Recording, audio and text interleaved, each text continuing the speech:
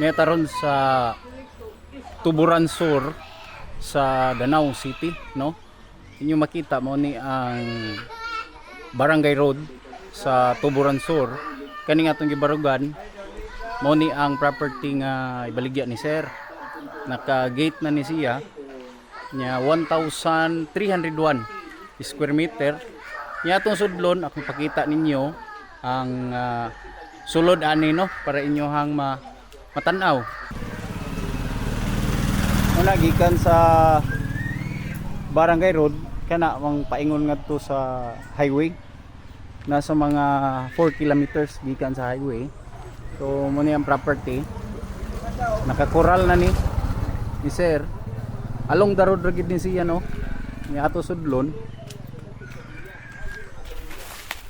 Nani say mga existing structure kay gihimo ni sir sa una nga babuyan, gamayng baboy.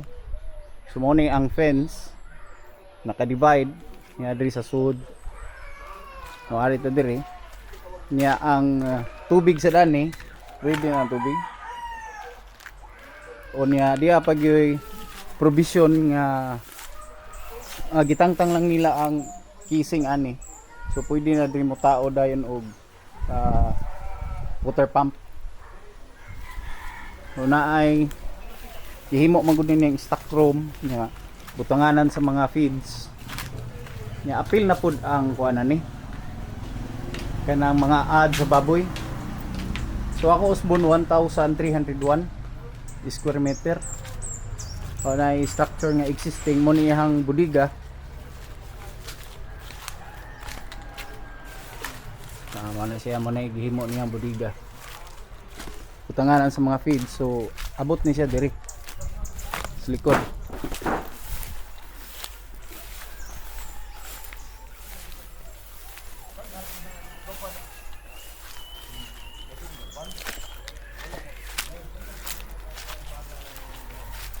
So di apoy kuan diri. Day existing nga ada sa baboy. Na no? Ya, mo ni ang boundary.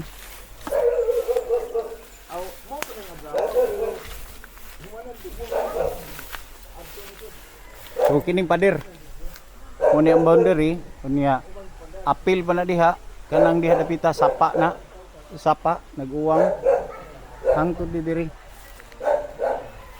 Ato ipakita og klaro ninyo.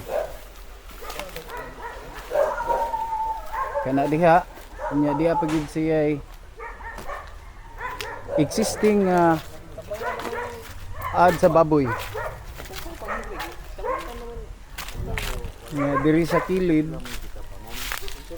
So, apil ng kawayan. Ang kawayan nga ilo, unya kanang diha, mo na ang sapa, ang gamay sapa, kawa na siya tubig ron. Yan ay ads baboy. Ito dalugon rin.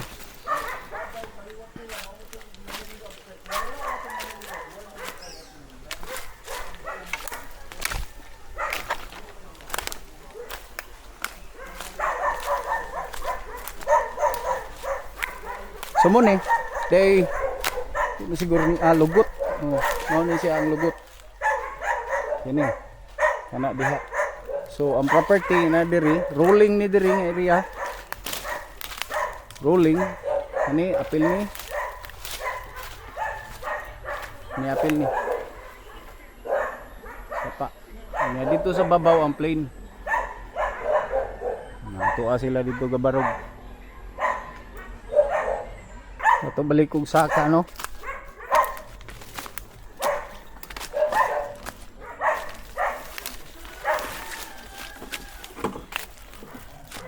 So man eh. Septic tank.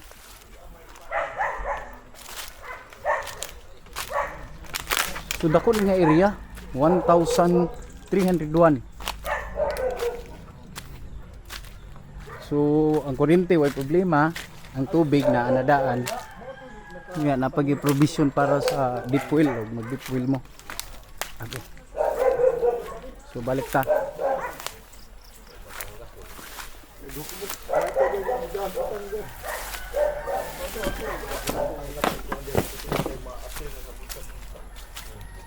Oh, so naka pader na ang pikas kilid, medyo tagas lang ang kuan ang sagbot, pero ayun yung makita mo na yung existing structure di mo budiga.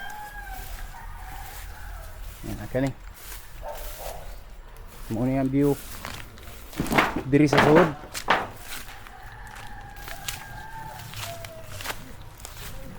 Na paingon sa gate.